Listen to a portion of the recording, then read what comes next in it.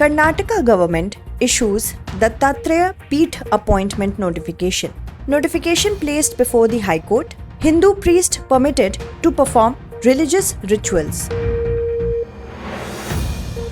Draft Indian Ports Bill 2022 issued. 95% of trade is done by sea route. It aims to reduce the time taken in trading.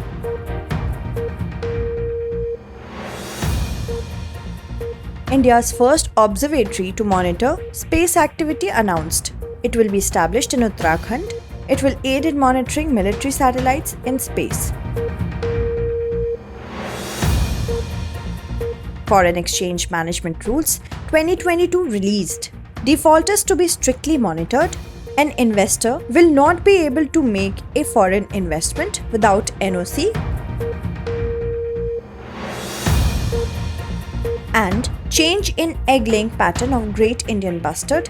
The reason being increased intake of protein-rich food. Scientists make this new revelation. Recently, the central government has released the Draft Indian Ports Bill 2022. It aims to reduce the time taken in trading. It also aims to homogenize and streamline the development of the maritime sector.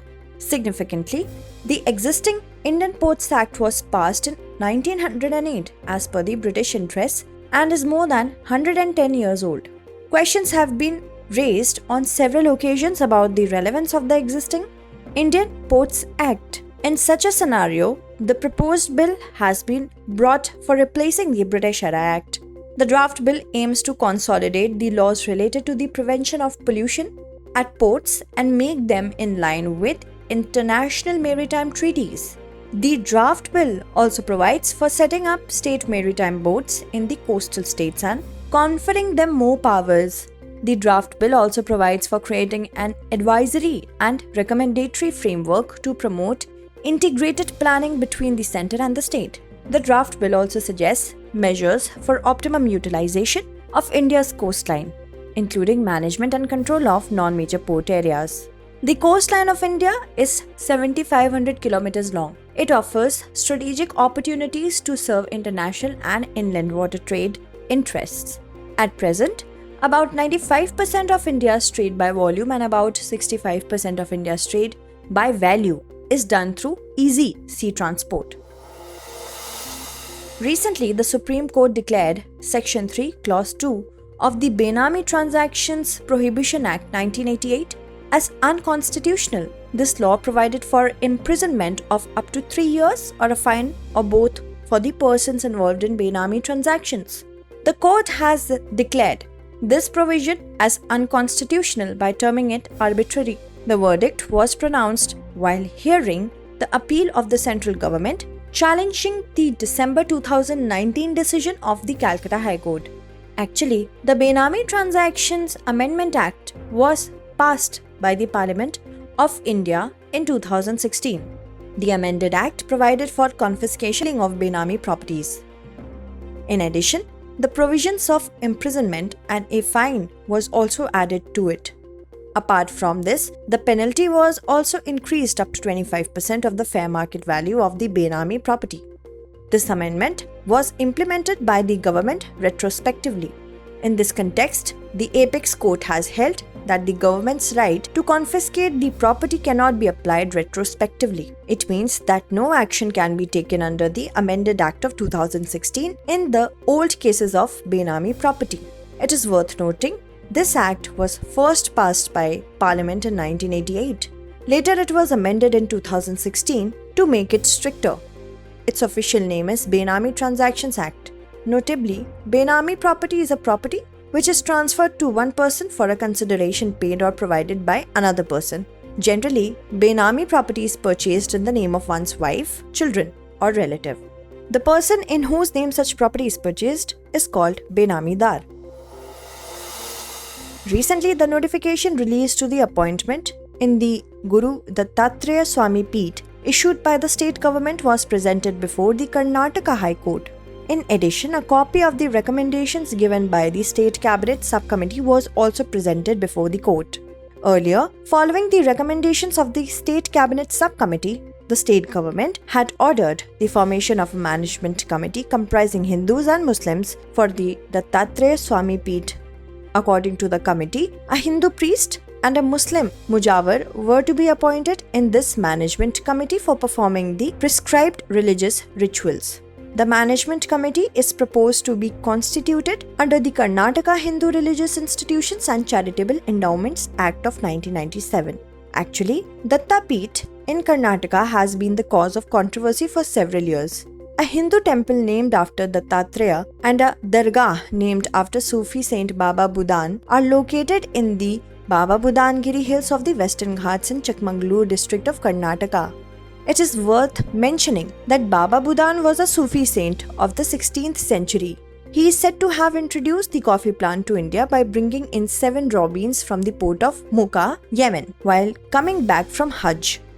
In 2021, the Karnataka High Court held that in a religious place where religious rituals are also performed according to Hindu customs, allowing only one Muslim mujawar to perform religious rituals is a violation of the religious rights of both Muslims and Hindus. The court had also ordered the state government to appoint a Hindu priest. Thereafter, the state government set up a cabinet subcommittee to comply with the court's orders and decide the strategy related to the same. In view of the suspension of the All India Football Federation, the Supreme Court has upheld the status quo of the IOA, that is, Indian Olympic Association, setting aside the decision of the Delhi High Court on the IOA. The decision aims to remove the threat to the Indian Olympic Association. Last week, the Delhi High Court ruled that the 3-member COA, that is, Committee of Administrators, appointed by the courts will now handle the affairs of the Indian Olympic Association. After this, a petition was filed against the decision in the Supreme Court. Solicitor General Tushar Mehta, appearing for the government and IOA, argued that the world sports body does not recognize any unelected body, including the COA. It can ban India from participating in international sporting events at any instance, citing third-party interference. It is worth noting that the Indian Olympic Association was suspended by the International Olympic Committee in 2012. Actually, a PIL was filed in the Delhi High Court by Rahul Mehra in 2010. He argued that the IOA and other national sports federation should follow the sports code. If they do not follow the sports code, then the powers conferred to them should be suspended. Then the Delhi High Court passed several orders highlighting the shortcomings of the IOA. However, IOA did not comply with the court's orders. Therefore, the Delhi High Court delivered a verdict in which it ordered the setting up of a 3-member COA to manage the affairs of the IOA. This committee included former Supreme Court Judge Justice Anil R. Dave, former Chief Election Commissioner S.Y. Qureshi, and Vikas Swaroop, former Secretary of the Ministry of External Affairs. Recently, a 2-day NSS, that is National Security Strategies Conference 2022, was organized in New Delhi. During the conference, the Minister of Home Affairs inaugurated NAFIS, that is National Automated Fingerprint Identification System. NAFIS has been developed by NCRB, that is National Crime Records Bureau. It has been developed for quick and easy disposal of cases by utilizing the centralized fingerprint database. NAFIS is a web-based application database that records data related to crime and fingerprints of the criminal concerned. This application is designed as a central information repository by collecting fingerprint data of criminals from all the states and union territories. It allows law enforcement agencies to access, upload, and trace data around the clock, that is 24/7. NAFIS assigns a 10-digit unique NFN, that is National Fingerprint Number, to a criminal. Under NAFIS, the FIR registered for various offences will be clubbed and linked to an NFN, which can be used throughout the life of the criminal. The first 2 digits of the NFN will be the state code in which the person is arrested for the crime, and it will be followed by a serial number. The Central Fingerprint Bureau developed India's first automated fingerprint identification system, FACTS, that is Fingerprint Analysis and Criminal Tracing System, in 1992 based on the recommendations of the National Police Commission. It was upgraded and was launched as FACTS 5.0 in 2007. It is worth noting that NAFIS will replace the existing FACTS 5.0. Recently, it has been announced to set up India's first observatory to monitor space activity. This observatory will be set up in the Garhwal region of Uttarakhand. It will be a commercial space situational awareness observatory. It will help India track any activity in space, including that of space debris and military satellites hovering over the region. Significantly, it will also be able to keep an eye on an object which is small as 10 cm orbiting the Earth. The observatory will be built by a space sector startup company, that is Digantara. However, India has been monitoring space objects using multi-object tracking radars. After the establishment of this observatory, India will have its indigenous capability to monitor space activities. Through this observatory, along with high-quality surveillance, the activities happening in space can be monitored from the sensor network present on the land. It will be able to accurately predict the location, speed, and trajectory of collisions between satellites and other spacecrafts. With the establishment of the observatory, Digantara will be able to supplement its space-based sensors in its mission to monitor satellites and debris in orbits ranging from low Earth orbit to geosynchronous Earth orbit. In addition, this observatory is quite crucial for India from the strategic point of view. For example, if the Chinese satellite is present in a particular area of India for a long time, then this observatory will aid in monitoring such activities. Now, India will not have to depend on countries like the USA for space surveillance. It is to be noted that at present, the US dominates in the space surveillance sector.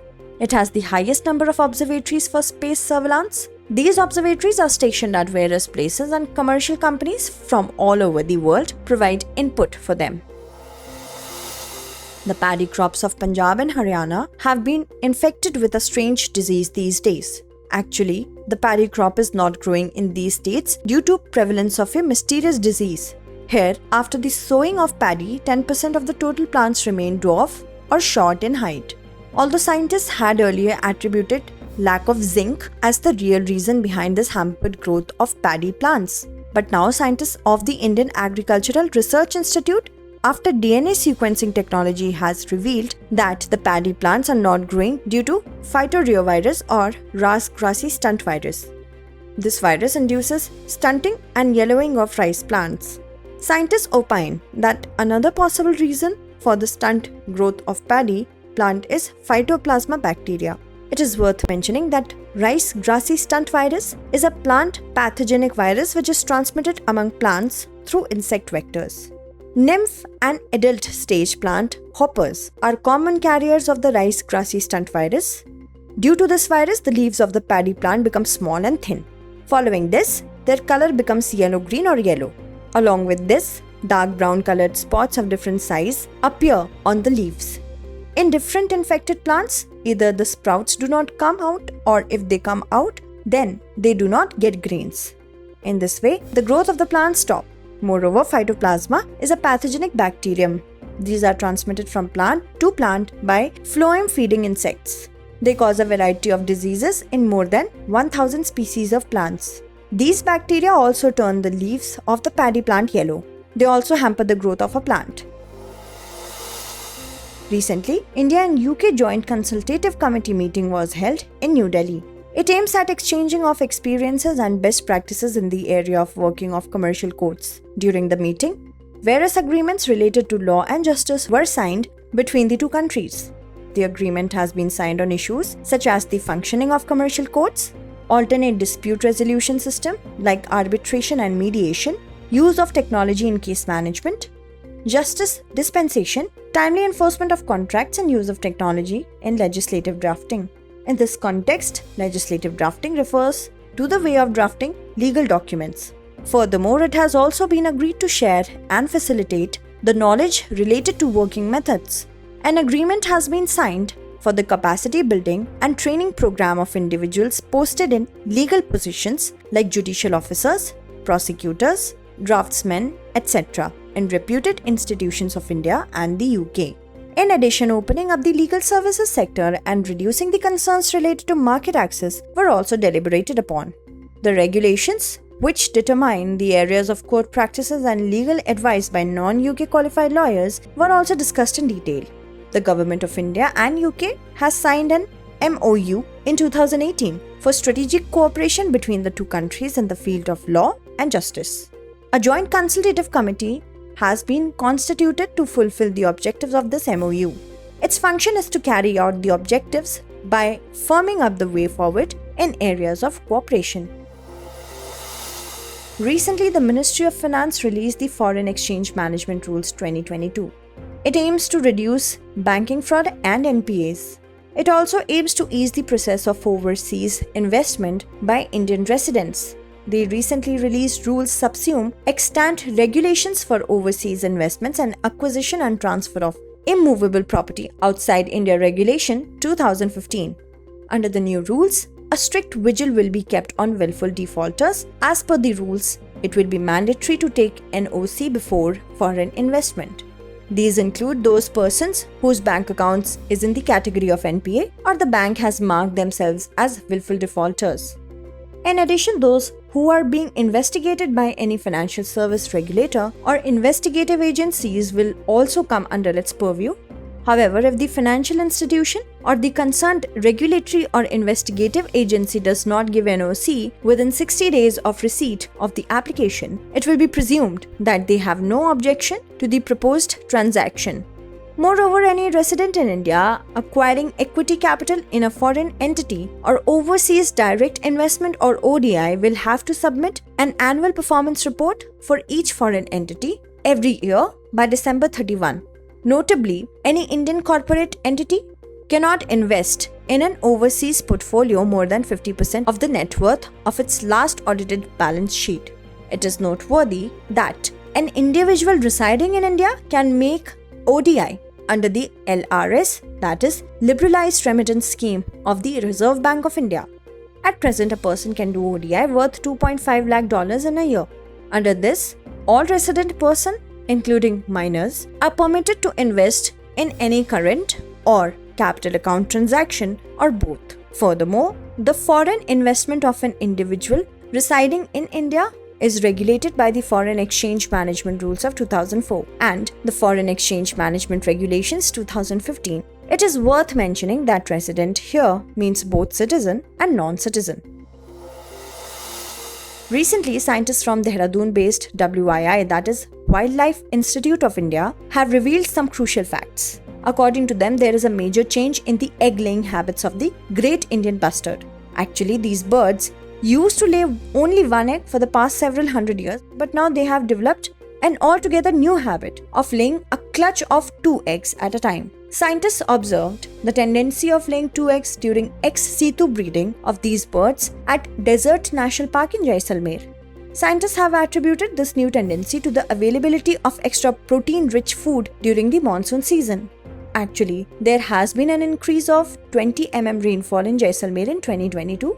Consequently, the production of natural fodder for birds has increased and the availability of feed has also increased. The provided additional proteins to the endangered birds, which have doubled their clutch size.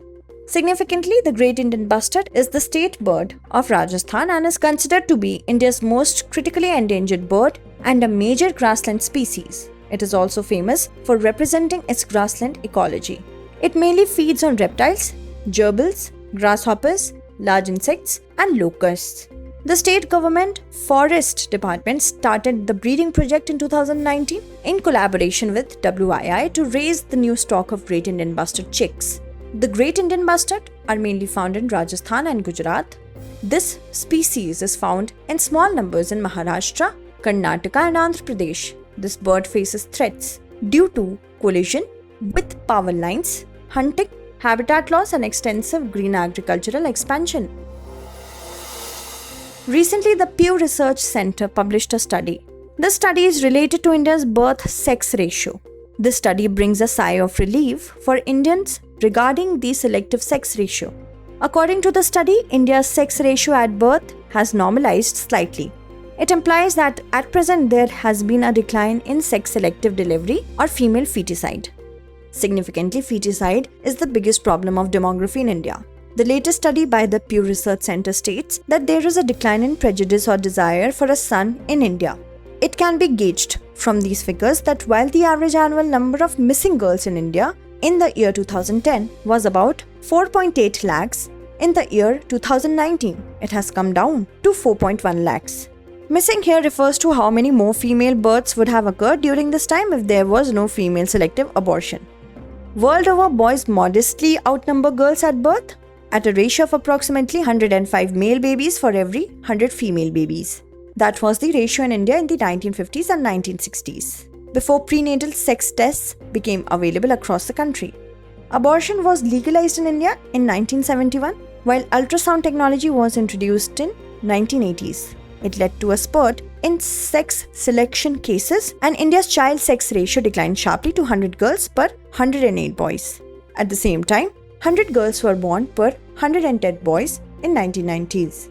The latest NFHS report states that 100 girls are born per 108 boys in India. Recently, GWEC, that is Global Wind Energy Council, and MEC Plus have released a report. This report is titled India's Wind Energy Market Outlook 2026. It states that India can increase its wind power capacity by 23.7 gigawatt in the next 5 years. However, enabling policies, facilitative instruments, and the appropriate institutional intervention are required for the same. It also states that annual installations of new wind power projects in India will peak by 2024 and is likely to decline afterwards. It is worth mentioning that India is committed to get half of the electricity from non-fossil fuel sources by 2030, while India is committed to install 60 gigawatt of wind power by the end of 2022. However, only about 40 gigawatt of wind power capacity has been installed so far. India has promised to cut its carbon emission net zero by 2070.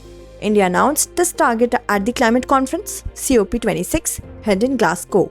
It is to be noted that the energy produced by the flowing wind is called wind energy. Windmills are installed in wind farms to generate wind energy. Turbines are used to convert the kinetic energy of air into mechanical energy, and then electricity energy is obtained from this mechanical energy. The electrical energy thus obtained is known as wind energy. GWEC is an international trade association for the wind power industry. It is a member-based organization representing the entire wind energy sector. GWEC members represent more than 1,500 companies, organizations, and institutions in more than 80 countries. It creates a better policy formulation environment for the wind energy sector. In addition, MEC Plus is a strategic research and market consulting firm. It focuses on solving the developmental issues faced by the business leaders. Let us now look at the 5 questions based on today's bulletin. Questions for this series are: first question is, consider the following statements. 1. The existing Indian Ports Act was passed in 1908 in line with British interest. 2. About 95% of India's trade is carried out by sea route. Which of the above statement or statements is or are correct? 1 only, 2 only, both 1 and 2, or neither 1 nor 2. Next question is, consider the following statements. 1. The Supreme Court has held Section 3(2) of the Benami Transactions Prohibition Act 1988 as unconstitutional.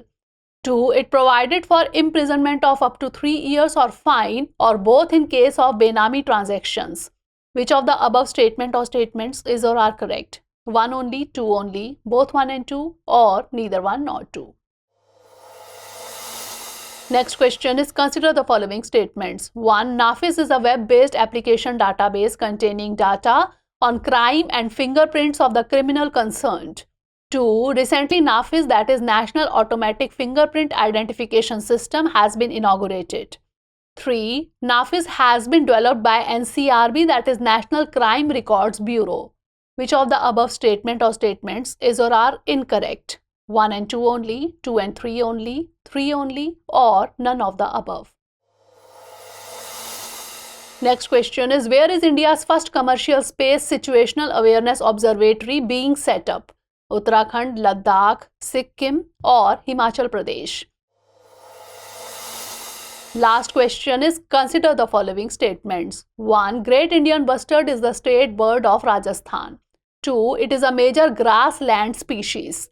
3. The breeding project of the Great Indian Bustard was started by the Rajasthan Forest Department in 2019 in collaboration with WII, that is Wildlife Institute of India, for conserving these birds.